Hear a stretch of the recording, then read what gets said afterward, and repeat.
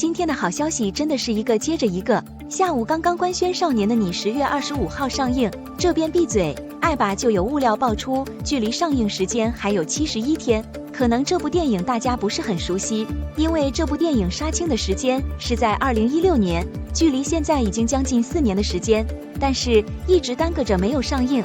现在回头看起来，这部电影男主张艺兴，女主郑秀晶，男二王一博，女二李沁，真是集合了一众大咖。里面的男主角就是大家熟悉的张 PD 张艺兴。虽然说这2年张艺兴在娱乐圈已经成为导师级别的人，但是因为外形比较青涩，所以出演了很多偶像剧。可能放在2016年的话，几个主演都还不是1线明星，现在每个人单拿出来都可以担任大男主和大女主。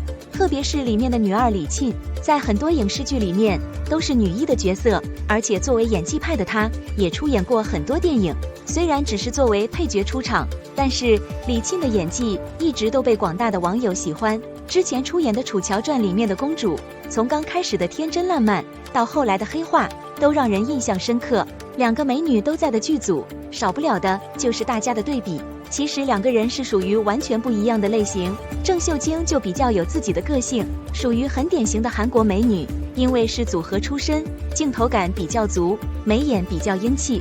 但是李沁看起来就像大家闺秀，笑起来很有感染力，站起来眼睛很水灵，是玲珑小巧的女生。